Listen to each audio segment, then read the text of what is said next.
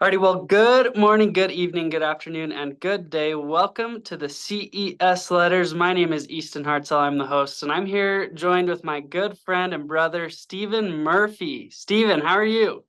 I'm doing really well, Easton. Thanks for having me on. I'm privileged and honored and humbled to even be invited on. So I'm excited for this. Well, good. I'm glad. Stephen is a believing Latter-day Saint. He's from North Ireland.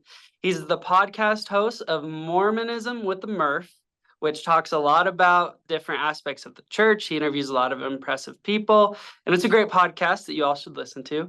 He is a primary school PE teacher. He served his mission in Canada, and most importantly, and maybe not most importantly, but important to what we're talking about today, he actually had a faith crisis after his mission and stepped away from the church for a little bit.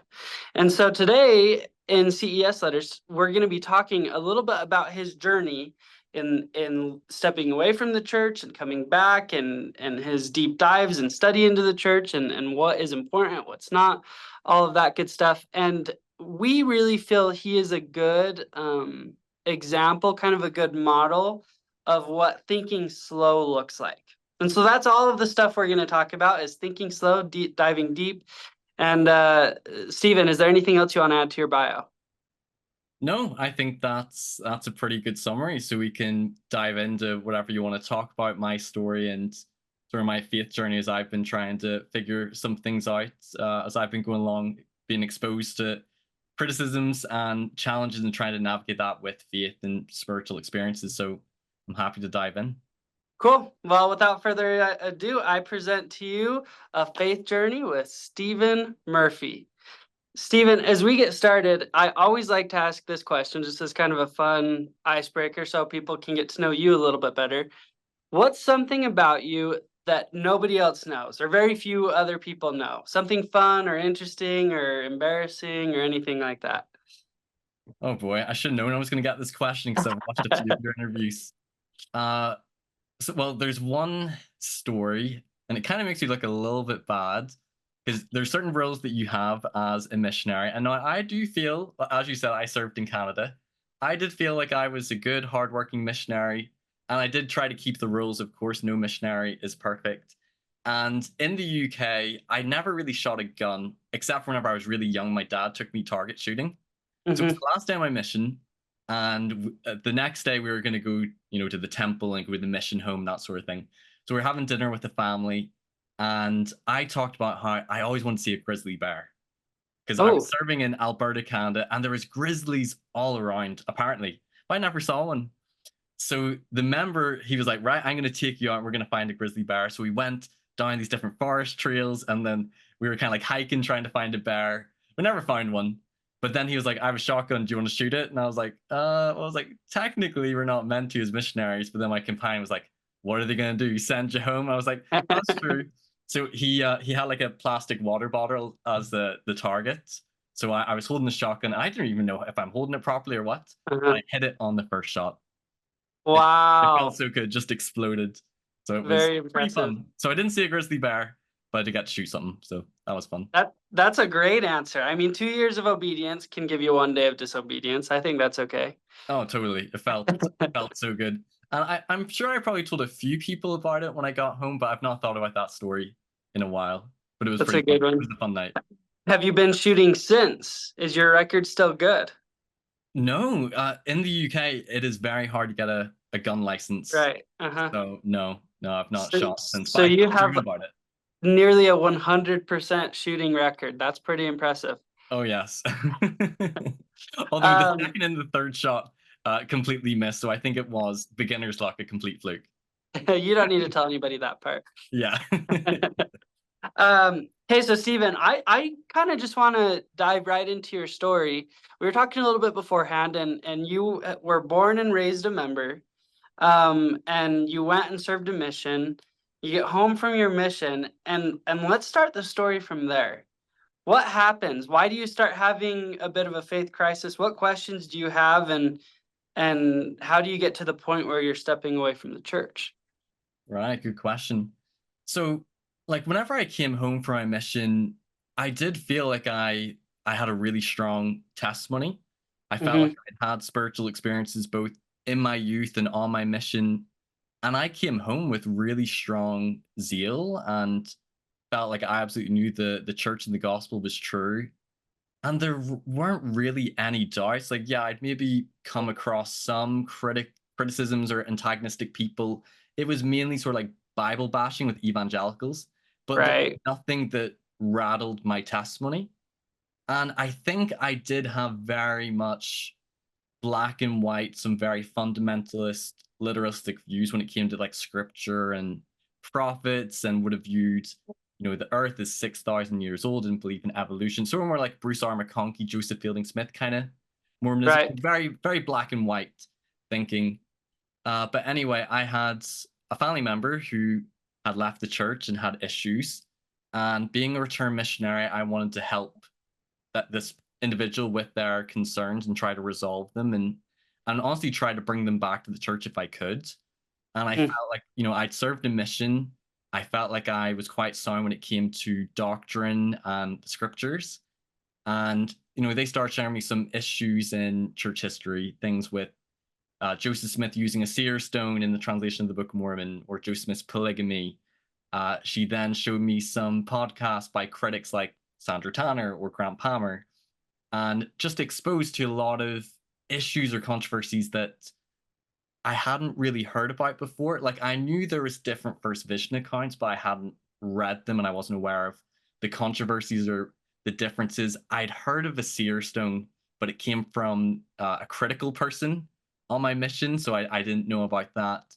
And then it was exposure to like lots of critical issues from DNA in the Book of Mormon, anachronisms, Book of Abraham, things that prophets have taught, which are no longer considered doctrine, masonry and the influence on the temple endowment, and really just down the rabbit hole over the next 2 or 3 months, Mm. listening to critics like Grant Palmer, Sandra Tanner, Dan Vogel, watching all of their interviews, and then being exposed to like sites like Mormon Think, and then watching a lot of Mormon stories. And over the next 2 or 3 months, it was like I was encountering so many complex things in church history, some things which were new to me, and seeing some challenges against like prophets or the Book of Mormon or Joe Smith being a prophet. And during this time, I felt like my testimony was just crumbling. I think the analogy I would give is it's like I saw the church and the gospel as just like perfect and beautiful, and it was all true, and that there's no reason to doubt. Almost like it felt like the Garden of Eden. It was just like paradise and wonderful and beautiful, and it was almost like I was being exposed to like this dark side of church history and Mormonism. And over the next few months, I was consuming a lot of podcasts, and my testimony was struggling. I do remember having a couple of meetings with a priesthood leader and sharing some of my doubts and my issues and my concerns. And I was just struggling to reconcile with how I viewed truth claims, church doctrine, and my spiritual experiences with what I was learning. I was really struggling, having serious doubts. And he encouraged me to go check out maybe some apologetic sites like Fair Mormon. And I looked at some things, but I maybe didn't dive deeply into apologetics. But what I found, I think, troubling at the time is that some things were confirmed, or Mm. or they're maybe trying to give a defense. Like, for example, let's just say with DNA in the Book of Mormon, I had grown up with the assumption or view that the Book of Mormon was hemispheric, and that all Native Americans descend from the Lamanites. And then Right. when you encounter the DNA issue, they claim, okay, 99.4% of Native Americans come from Asia, not from the Middle East or Israel. And then whenever I looked up some apologetics about like a more limited geography and them intermingling with other populations here, because I had grown up with the hemispheric view, I saw it as like, oh, this is just like an apologetic excuse. Now we can come back to that issue later, because even from the 1980s, before DNA evidence, there were scholars like John Sorensen who had moved more towards a limited geography, looking at the Right. distances and science and archaeology supporting other populations there. But that would have been something where like I maybe wasn't satisfied by certain apologetics. Right. So I So a quick question I'd have is, so it sounds so you're having questions, but you're also wanting to still believe the church is true, given that you're meeting with priesthood leaders. Would that be accurate to say? Yeah, I think at this point I was still open but really struggling. So I Mm, wasn't my mind wasn't fully made up that I no longer believe. And mhm. I think I left, and obviously some of these issues and topics are quite complex, and your average Right, member, average priesthood leader, he was somewhat informed, but they're not fully informed. They're not experts. They're not scholars. And so I was bringing up some, some hard issues. I may be left away feeling like they weren't fully answered or satisfied, or I was sort of encouraged to, stop researching or stop having these doubts, right. to just believe in a way. And while they were well intentioned, I think in my mind, I was just sort of heading towards, just seemed like everything was heading towards, I don't know if I can believe in this anymore. Right. I think that makes a lot of sense. Once you started having these questions and started diving deeper into a lot of this antagonistic stuff, what do you think the motivation was to continue down that path of going deeper into the antagonistic point of view? Oh, that's really interesting. I think there was part of me that wanted to obviously like learn and just consume more information. So there was that part of me like wanting to seek truth. And I think it was also like I was beginning to lose trust in the church. I felt like it was a very Mm, simplistic, a very faith promoting narrative. Some might even say whitewashed. And I felt like some of these controversial aspects I didn't learn about growing up in the church. So, and I think I just found it really fascinating, and I enjoyed listening to a lot of the interviews and podcasts. But if I'm being completely honest, I would say 90 to 95% of my consumption was critical information, reading either critical books or podcasts, and wasn't giving the full time and attention to the faithful side. I'll maybe come right. back later. But at the time, in my mind, from everything I was exposed to, I just felt like I was just coming to the conclusion in my mind that I don't believe this anymore. I can't make it work. Right. There's too many issues. And while I acknowledged I had some spiritual experiences or answers to prayer, I think I came to the conclusion one day that, you know what, I think my spiritual experiences were maybe just really powerful emotion based upon Mhm. being taught a nice view of the history. And maybe God answered certain prayers, but that doesn't mean the Church of Jesus Christ of Latter-day Saints is the right church. And so I made the decision. I came to the honest conclusion one day. I no longer believe Joseph is a prophet. The Book of Mormon is true. That the prophets are, God's servants.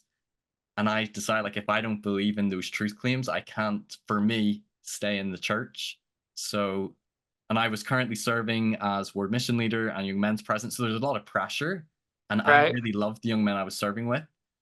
But I just made the decision I need to rip the band-aid off. So I wrote, and I think this was a bit of a shock to my bishop, because I Mhm. had been keeping a lot of this. Not, I wasn't speaking too closely with him. It was more with my stake president. But I wrote a letter, and I had positive things to say about the church. My upbringing in the church was great. I had great leaders. I had so many amazing experiences going to temple trips, EFYs. Even whenever I felt my most antagonistic against the church, I was still like, but my mission was amazing. Like I loved my mission and my mission president. I loved even the mission rules. I just loved missionary life. It Right. was such a good experience. So I had so many positive things to say about the church, but really I was like, I no longer believe in the truth claims. And I was in it because I was a believer that it was true. And I sort of bullet pointed all of my concerns or issues. And what's kind of funny is because your channel's about the CS letter, is I hadn't actually read the CS letter until the week after I gave him that letter. But Oh we had wow. near enough a lot of the same bullet points, They're a the lot of most the same common topics. concerns. Yeah, and that's because I think that we had read or listened to a lot of the same kind of material. A lot of what's in the CS letter is not original. It's coming from the Tanners or Grant Palmer or more Right. think. So I'd already encountered a lot of that. So funny enough, whenever I read the CS letter the week after I left, I was like, yeah, like you preach it, Jeremy. I'm in line with you. I have all these same issues. And at the time, Right. I just thought it was such a big, like, smoky gun argument against the church being true. So in my mind, I actually felt like there's no way it can be true. And I think a lot of people, a lot of ex-members or people who encounter critical information like Mormon Think or the CS Ladder, it can make you feel like that. There's no way it can be true. So yeah, I didn't remove my name. I was going to do it, but my dad like sort of begged me not to do it. But I had gone inactive and thrown out my garments, and in my mind, I felt like I was done. I no longer believed. Right. Were you married yet at this point? No, I was single. So this was about a year after I was back from my mission. So I was single at this point. Cool. And did you tell any like of your past mission companions or other friends that were members or your mission president, or did you kind of try and keep it closer to yourself? So at first, I kept it closer to myself. After I sent the letter to my bishop, he informed my dad and the stake president about it, and other members were aware. So I was getting messages from people. But after a few weeks, I decided to put up a public post. So I put up a Okay. public post about me stepping away from the church. I wanted to clarify these are the reasons I'm stepping away. And I didn't really bring up too many of my issues in the post, but it was more just to explain the reasons why I no longer believe and I'm stepping away from the church and people to respect that decision. So then at that point it was quite public. Right. And what do you feel like the general reaction was from people? Were you pleased with the reaction? Were you frustrated with members and their reactions? I would say there was lots of comments. I would say 90% of them were really kind and loving Okay. and people being really understanding. A lot of the messages I got from people, they said like, I've had struggles in the past too, and my heart goes out to you. And they could tell that I, was genuine in how I was feeling, and they were sharing their experiences and their testimony and how it's worked for them. And I really appreciated so many people reaching out with love and not condemning or those sorts of things. There was the odd person who said something that, oh, well, Satan's got you. Even the very elect will be deceived in the last days. Men's heart will fail them. And what about your eternal family? And you've been deceived. And, those things just make you annoyed. Then you start having back and forths. And Right. the vast majority of people were incredibly loving and compassionate and understanding, even though in my post I kind of made it clear that I'm probably not going to be coming back. Mm, A lot of people were still like, we love and accept you, even if they don't come to the same conclusion. And that's kudos to a lot of members of the church, because I know some people can have negative experiences, and I did have a couple of people who said things that annoyed me, but I'm pleased that a lot of them were very compassionate and understanding. that's really special to me that to hear that. I feel like lots of times when you hear this type of thing, you think it's a lot of members condemning or being frustrated with. No, So not so not in my case. so let's move from there. So this happens. How long are you away from the church, and do you continue to research aspects about the church, or are you like, okay, that's my past life, and I'm gonna move forward now onto my new life?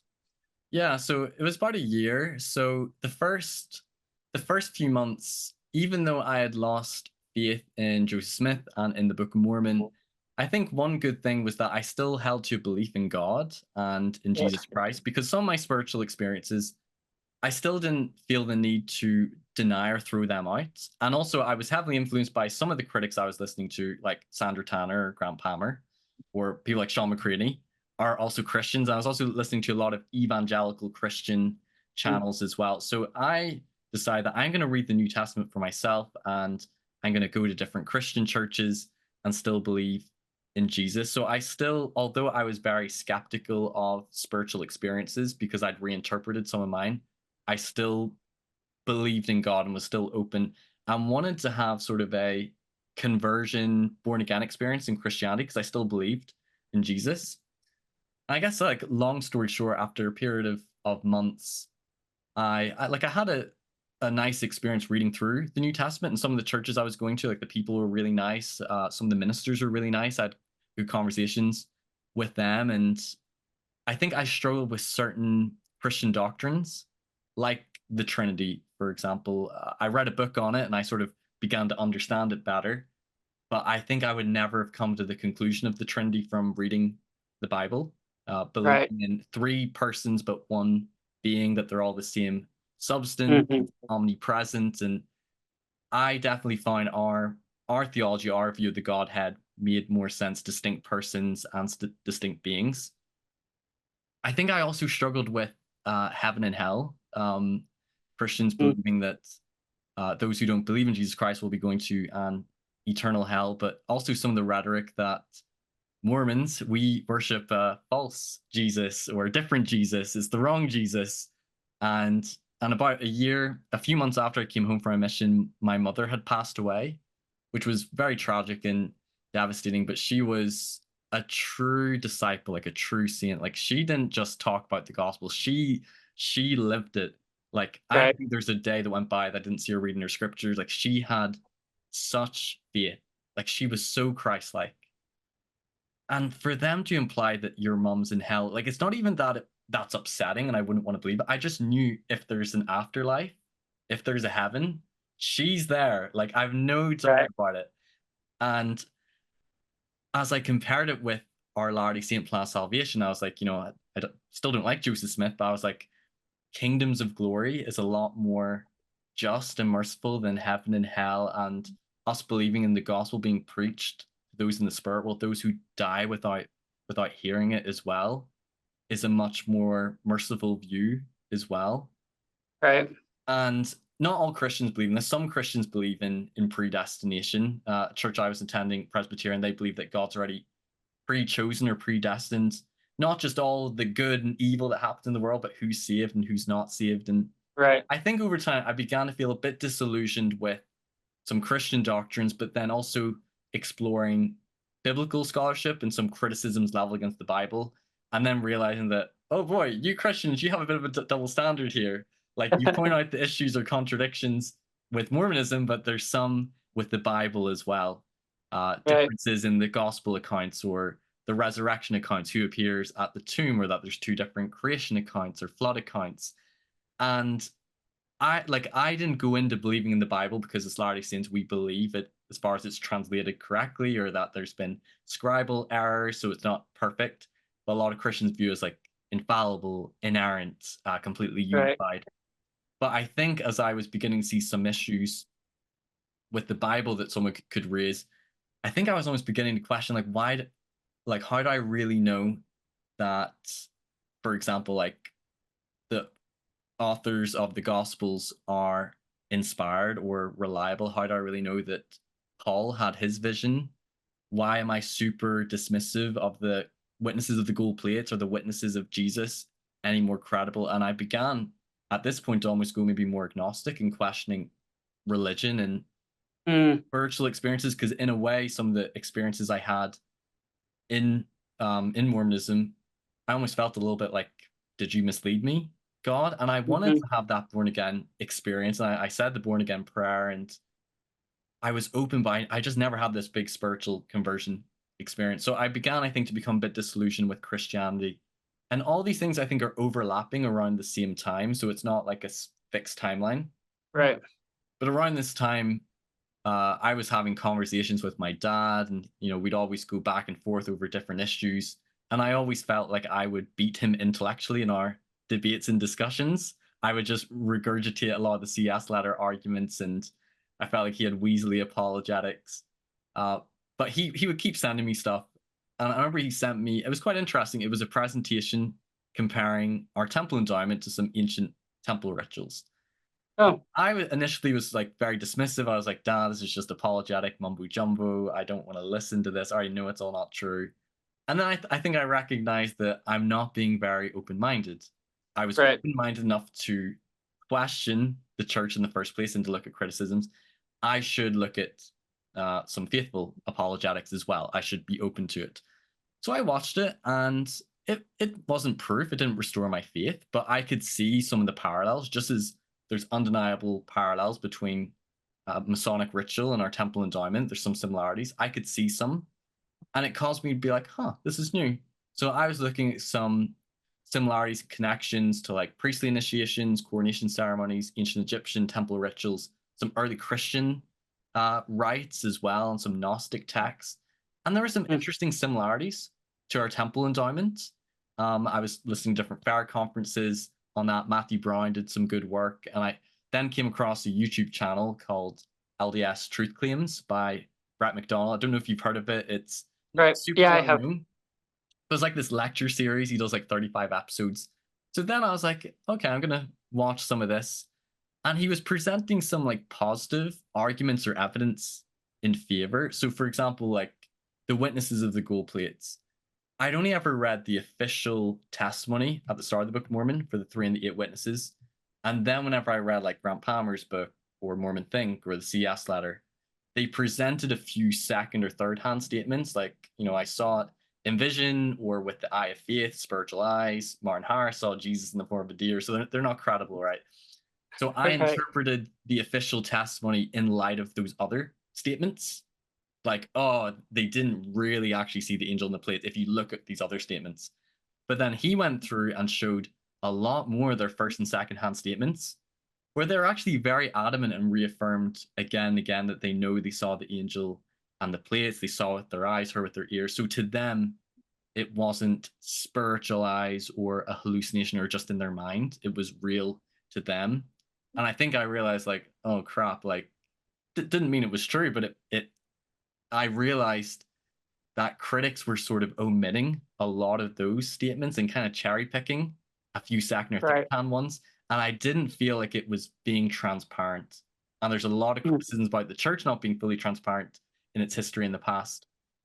But they're really just focusing on about 5 or 10% of their statements. I've done a full episode and series on the witnesses. So I encountered that. I encountered Book of Mormon complexity. I encountered old world geography convergences. The travel through Arabia converging very well with Lehi's travel through the wilderness, coming to locations like Nahum and Bountiful, and how it seemed to fit and correlate really well with the incense trail. And I felt like critics would strawman, like, oh, it's just NHM on a altar, big whoop. But actually, just how well the whole thing converged, I was like, man, if Joseph made this up, that is, how do I explain this? That is quite impressive. Right. Or the Book of Enoch. I've done a recent interview with Jack Bradshaw on the Book of Enoch. I remember listening to it at the time, and a couple of chapters in the Book of Moses is about Enoch, Revelation about Enoch, and they found since Joseph's Book of Enoch some ancient books of Enoch, and there are a lot of similarities in like themes and names and language between Joseph's Book of Enoch and ancient Enochic documents, particularly the Book of Giants and the Dead Sea Scrolls. Hmm. There's things like that, the temple ritual connections, some early Christian teachings and doctrines, like deification or God having a body, or creation out of pre-existing matter, baptism for the dead. Those are some things I find in some early Christian writings by some early church fathers that, oh, Joseph Smith almost seemed to be restoring some of those things. So it was like at this time, I didn't believe in Mormonism, so I was an unbeliever. I had issues with the Bible. I kind of felt agnostic, but then I'm encountering some things in favor. And I was like, how do I explain this? So it went from the church and Mormonism looking like an obvious fraud, like no way it can be true, to like, okay, there's some things over here. I'm beginning to realize that critics have probably a bias as well, but none of it convinced me to believe. And I still did feel like I had a big shelf. If it was like a scales, I would say my unbelieving scale was heavier than my believing, but I could see some reasons to believe. And then I remember watching General Conference, and as I listened to it, I was like, I don't believe, but I think these men are sincere. Because whenever I first left, I thought they were just frauds who were perpetuating a fraud, and it's just a multi-billion corporation, and they know it. They know it's a fraud. And then Right. as I read more of like Dan Vogel and then Richard Bushman's No One Knows My History, I was like, okay, maybe Joseph isn't like a fraud, a con man, maybe more of like a pious fraud, maybe sincere, but still a fraud. So I think there's a little bit of a shift that way where I was beginning to nuance a little bit. But really, I think what restored my faith was someone sent me a talk by Elder Corbridge called Stand Forever, Hmm. who Such I a good worship. talk. Very good talk. And really, it seemed like it was for me because I don't think anything would have convinced me, if I'm being honest, at that time. There would have been some things where like, oh yeah, that's kind of interesting. Book of Enoch's interesting, Chiasmus is interesting. But I don't think I could have believed or would have believed again. And at that time, whenever I first left the church, I sort of said, like, unless the angel comes with the plates, I ain't coming back. Which didn't happen, by the way. So Dang it. I listened to the talk, and he talked about how there's lots of people struggling with antagonistic critical material against the church and Joseph Smith. And there's lots of he sort of distinguished between primary and secondary questions. And he talked about him feeling like this spiritual gloom as he was wading through a lot of this antagonistic material against the church and Joseph Smith. And I remember at the time thinking, like, well, you're feeling gloomy, Elder Corbridge, because you're encountering information that's debunking your religion. Or you determine the primary questions by the secondary questions, Elder Corbridge. So I was being very like Mm. skeptical as I was listening. But there's a couple of things that did kind of hit me. And I thought his talk was really, really profound, very eloquent, but very sincere and profound. And I could really feel the sincerity from him. Mm. There was two things he said that kind of touched me. One was that God's voice isn't in those critical voices. And the second thing he said was he was talking about the scriptures, like the power of the word of God. And he said quite just boldly, like, ask yourselves and ask God, are these lies, delusion, or truth? And that kind of hit me. Like, I'd had issues with, is the Book of Mormon historical? I'd looked at the 19th century influences or sources that the CES letter or Grant Palmer asserts. But that really caused me to think, like I love studying the scriptures as a missionary. Um, but I pretty much just thrown them out. But I was like, I'm just gonna go back to God. I'm gonna fast and pray about the primary questions and see if He'll answer me. So I decided to fast and pray because I was just tired of all the research and listening to podcasts. And I think at that point I was just like, I just need to go to God and see if I can have an experience, see if He'll communicate to me. So I fasted and prayed, and I remember just having a thought to turn to the scriptures. I remember as a missionary, I'd say to people, if you want to talk to God, you pray, and you want Him to speak to you, turn to the scriptures. Right. And I opened up to the Doctrine and Covenants. It was section 18, and I read a passage that almost seemed like sort of like personal revelation to me, where it was the Lord confirming that these are my words. These are not the words of a man or the words of men, but Mm. words of God, and that they're given to you by my spirit, by my power, and then telling me that I needed to repent and worship the Father in my name and to keep His commandments, and that He had a work for me to do. And as I read that passage, it was like it was illuminated before me, but it was the first time in my life I felt like the veil was rent, and I felt this Mhm. exquisite illumination and enlightenment in my mind, and this joy and love in my soul.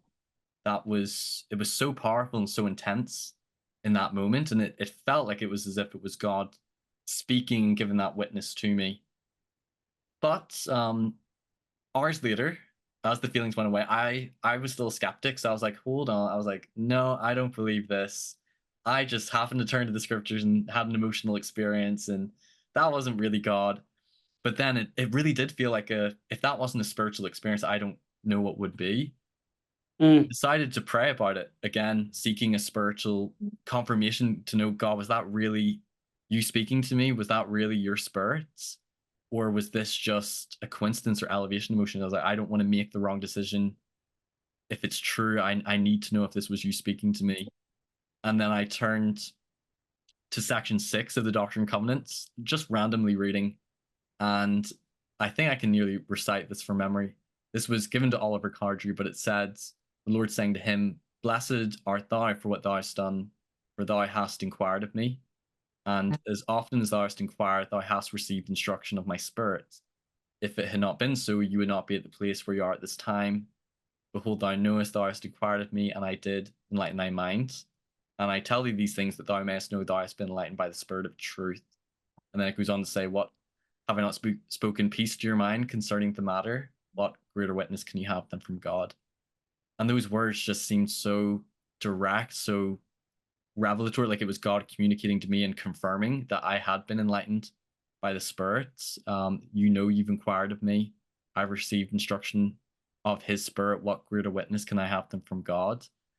Um, but again, the same process happened. I remember after going back and rereading the CES letter and then being like, no, it's not true. I can't believe this. There's too many problems. I remember in a prayer being like, God, there's no way this can be true. What about King James Bible errors? What about the Book of Abraham? What about polyandry? I was like, you are wrong, God. There's no, how are you telling me this is true? And I was like, I feel annoyed. I was like, why have you given me this answer? There's no way this can be true. I was like, Right. God, you claim to like be all knowing, but obviously you don't know about the CS letter. Like, come on. But and then I sort of like humbled myself. Then I was like, I'm sorry, if I'm ranting here, but like I really need to know. I'm still struggling with this. So I was still doubting a little bit. And then I remember turning to Jacob 4, because I was like, let me turn to the Book of Mormon. And there is a passage, I think, in Jacob 4 that talked about like, don't seek to counsel the Lord, but seek counsel from his hands. And he counsels in justice and just wisdom over all his works, and to despise not the revelations of God. And I remember just being like, oh, come on, God.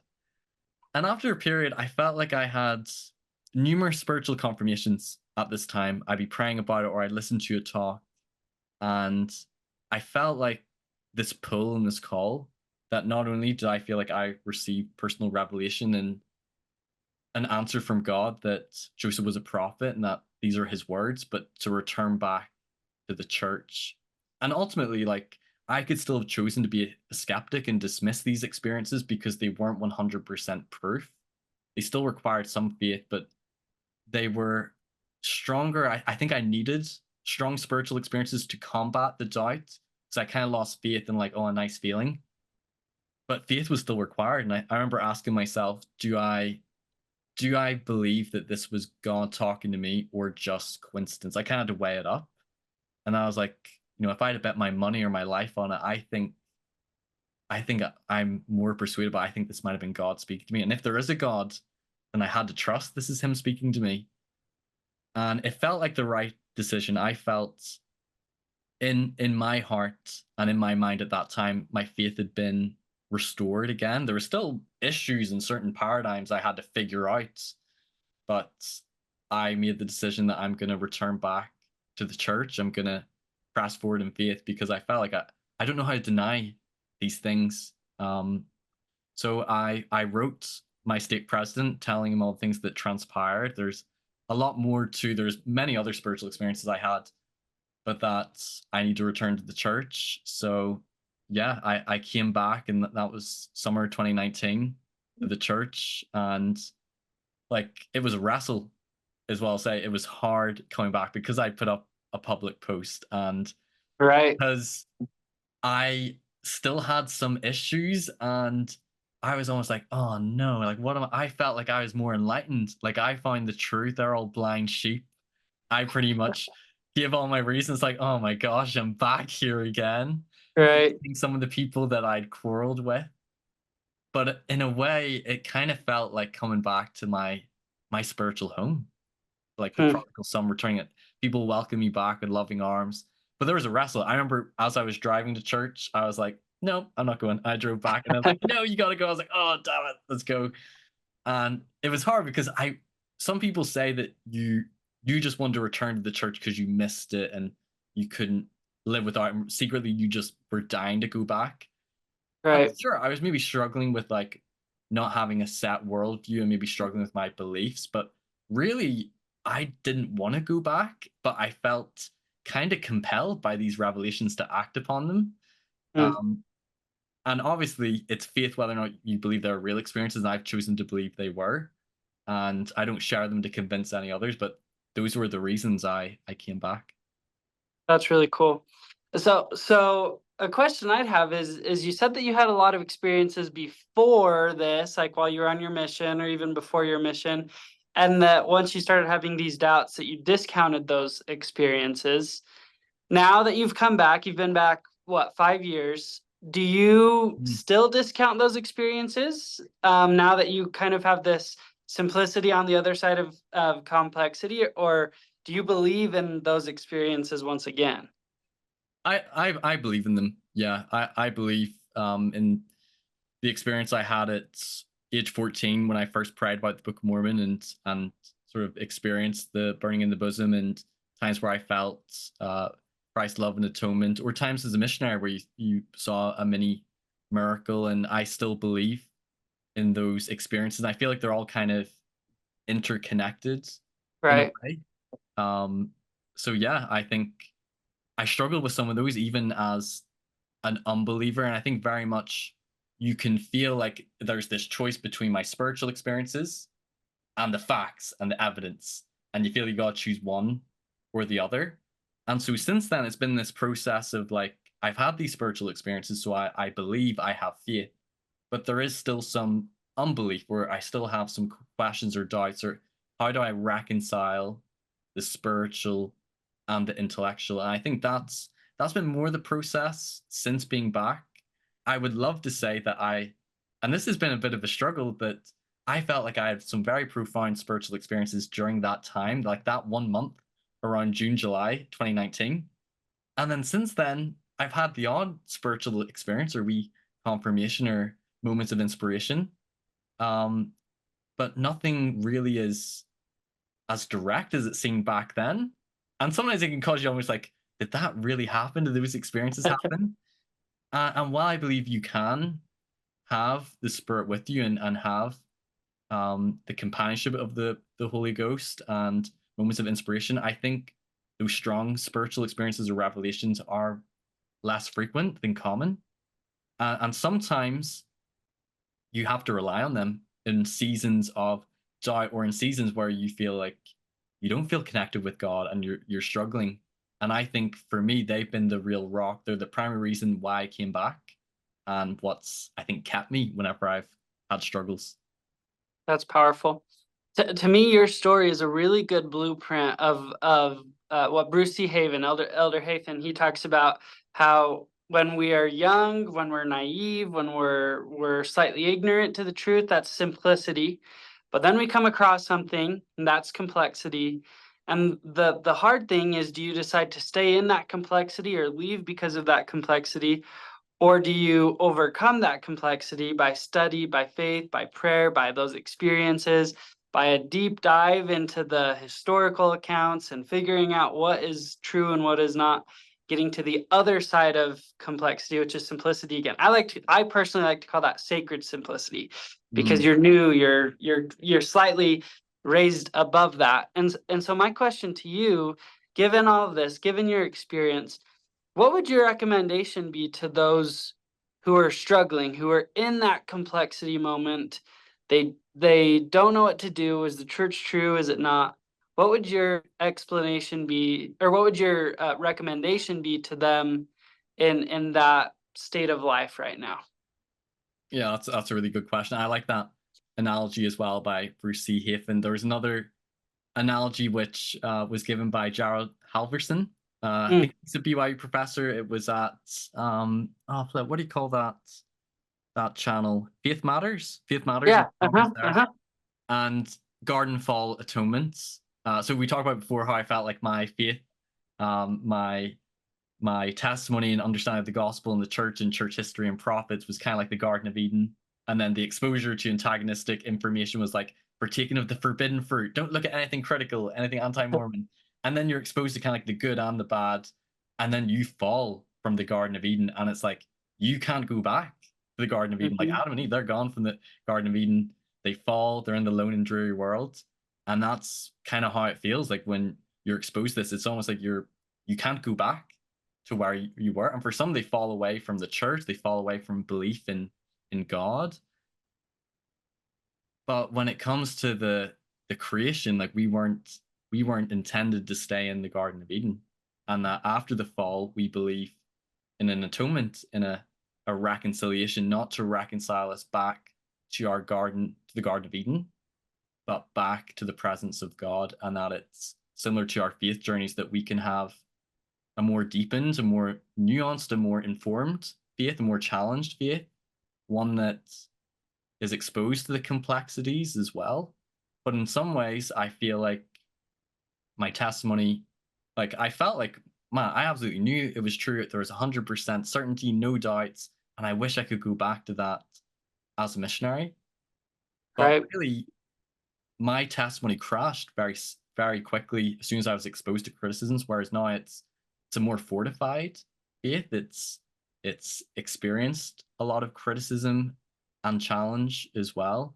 And in a way, I believe that this is where God wants me to go. In a way, He wanted my faith to become stronger. And not every single person is going to go through a faith crisis where it's going to be exposure to critical information. It could be struggling with the problems of evil or certain trials in their life or whatever it might be, that at some point your faith is going to be really put to the test. But then often when you overcome it, it becomes stronger. So I think what I would say to those people who are in the midst of a faith crisis or struggling with a lot of issues and doubts, that like I understand it can be really disconcerting. It can be really confusing, and you mean calling everything into question when you're going through it.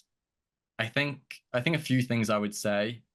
One thing I think I've learned from my channel is to really try to research some things carefully as well. Like, you've been doing a series on the CS letter, interviewing different people. I don't look at the CS letter and say it's all garbage, it's all trash, there's no good arguments in it. But I also don't think that every argument in it is good or strong. And it takes time, but you have to evaluate some of these topics. And I think what's very successful about CS Ladder and Mormon Think is you can be bombarded with so many issues, and it can take time to really dig into them. So what I would say is to try to look at the best faithful answers and faithful scholarship. It might mean going a bit beyond fair, going to the best books, listening to experts. Try to see, can you critically challenge the things they're raising? Is it really a sound argument? I find that there's certain topics which it's not really a good argument. The witnesses we talk about isn't really that good. It's quite misleading. The Right. Late War, the First Book of Napoleon, or the Vernal Holly Map is not a good argument. There's other sections where it's like, okay, it's a legitimate question, but there's a lot more context to it that might undermine or challenge it a bit, where he's only presenting one side and there's another side that might muddy it or make it more complex. So it's important to look at all the information on it, listen to both sides as well. And I would also say that you should try to look for positive evidence in favor. That Mm, was really important to me because there are still some challenges. There's challenging things in church history. There's some good historical challenges against the Book of Mormon, but then there's also some really good arguments in favor for it. And I feel that a lot of critics, if I'm being critical, in documents like Mormon Thinker, the CS Ladder, they don't present the positive evidence. I think that should be engaged with and dealt with and taken into account, even if you're not persuaded by it. But as if you're seeking truth, look at the best arguments and evidence in favor, not just the criticisms going against. But it takes time. There's certain things that I found answers to, which I've struggled with for years as well. And you can't always find answers immediately. And sometimes it's like, maybe there's not a great definitive answer to this, but I understand it more, or I can see different interpretations as well. And sometimes I think certain critics can make arguments that there's facts and there's interpretation, but they can present their interpretation or conclusion as the fact. And it's right. important, I think, to try to differentiate between that. And I think you can have more understanding to the different perspectives, but there can still be room for faith. But ultimately, like what I would say to people is, like, yes, you need to research, you need to study, you need to use your brain. God gave you a brain for a reason. So I won't say to people like just pray and read the scriptures and don't worry about it. Like you can't do that. And I don't even think God would want you to do that. Like when you look at the story of Joe Smith's first vision, like he was reading the Bible and going to churches and he was thinking, he was confused. But ultimately he felt like he couldn't settle it for himself. And this is my personal view and opinion. If you come to the conclusion that there's no way it can be true, you're probably not going to consider praying and going to God. If you're kind of wrestling in the middle, if you're torn in the middle, and I sort of have this sort of view that when it comes to belief in God, belief in Jesus, belief in the Book of Mormon and the restoration, there are some reasons or arguments against believing, but there's also some reasons to believe in evidence and arguments to believe as well. And I've always felt like I've come to a bit of a stalemate on some issues. I lean more at the faithful side. On others, I can see where the critics are coming from. Right. But ultimately, I think that will cause you to go to God. Um, you probably won't be able to prove it 100% either way. And that's the simple teaching from Jesus that we got from the first vision, is to ask God and see if he answers you. And it's a promise that if you ask in faith, he'll answer. And I believe that God does answer prayers, and you can receive revelation, that he can speak to you, that miracles still happen. And I think that's one of the beautiful messages of the Book of Mormon, is miracles still happen today. You can receive your own spiritual witness from God. Like Joseph, if you're in darkness and confused and struggling with things, you can receive light and knowledge. Now, I do want to say that it's not always going to be like a vending machine. Like, God doesn't Right. speak to you the way you want, how you want, or in the time frame you want as well. And that can be a complex thing as well. But I would just say stay open to the divine as well. Don't shut that out. Take spiritual experiences into account as well. And just try to make the best decision you can, based on how you evaluate the evidence as well. And I think as well, what I also say is, if you have a loved one who has stepped away or left the church or is in a crisis of faith, it can be really concerning and you can panic. And I hope, in light of my story, that that might just be the journey they're on, and that Right. may not be the end of their story.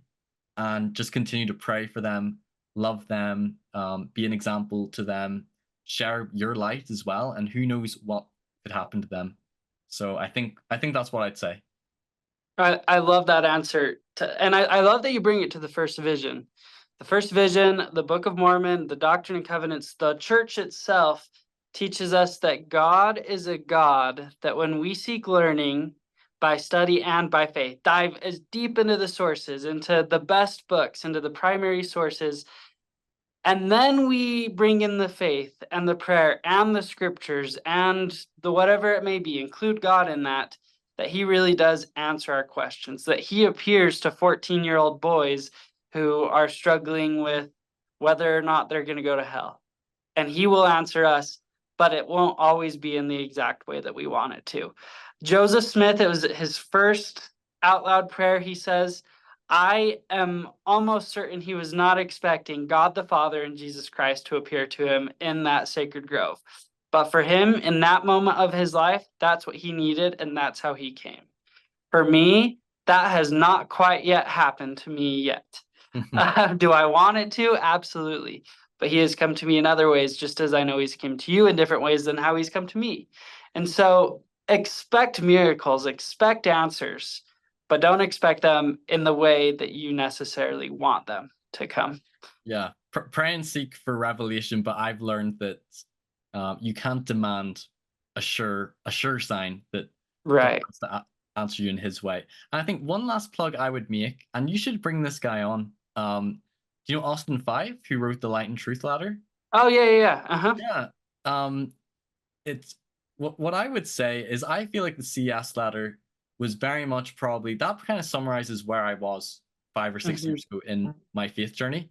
And as I read through Austin Five's Light and Truth Ladder, it's written in I think it's quite funny the way he wrote it. It's written in a similar way to mimic, I Right. think, the CS Ladder. But and he addresses some things in the CS Ladder, but it's very much like presenting evidence and arguments in favor. And it's like, how do you account for this? If Hmm. Joseph Smith was a fraud and he made it up and the church isn't true, and also addresses a lot of the good fruits of the church as Right. well. And I think it's a good, if somebody's struggling, sometimes you do have to take things slow to figure things out. But I think a very quick resource, I think, reading through that, I think David Snell's Faith and Beliefs videos are good. Uh, I love David Snell so much. yeah, I listened to a lot of them whenever I first came back to the church, but I re-listened to quite a few. I was sick a few weeks ago, and I couldn't be Hmm. bothered to read or listen to any heavy podcasts. And they're good. Right. Although they're short, he does a really good job. I'm way too long-winded, but he does a Hmm. great job summarizing and, providing a lot of nuance and context and the faithful side. I think the LDS Truth Claims is a good series. Places like Scripture Central, and then if you want to go deeper, BYU Studies, Interpreter, articles, books of experts, interviews. But those are maybe some starting places if you're looking to find out where the faithful answers or side might be. Right. And one other quick plug I would throw is Steve, my wonderful friend who I work with, Steve Harper. He just had a book released like within the last 2 or 3 weeks called Wrestling with the Restoration: Why This Church Matters. And it's just another Oh, example. There's so many resources out there, and you just need to go into it on both sides. It's not a bad thing to look at antagonistic stuff, but don't stop your study there. Dive into both sides, get as much of a nuanced view as you can, and it's not guilty until proven guilty. Let's dive yeah. into the truthfulness as well.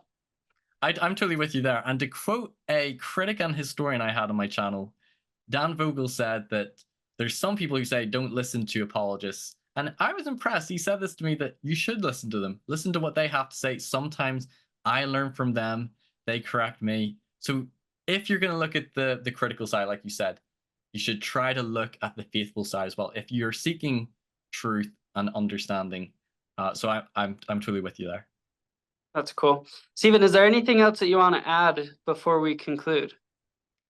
Well, I guess I'll just say if people are interested, you can check out my YouTube channel, Mormonism with the Murph. My strivings of the channel was to try to be fair and balanced and to try to represent and steelman criticisms and critical arguments, to explore them, but to really dive more deeply into the apologetic answers, some of the best faithful scholarship and evidence. I tend to interview a lot of different faithful historians or scholars or apologists, sometimes the odd critic as well, and I do a lot of my own episodes. But if people are interested, we've covered different truth claims or church history topics, so people want to check it out.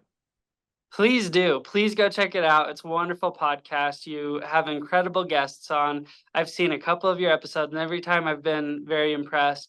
And as an American, I just love hearing your accent. So it's different to me.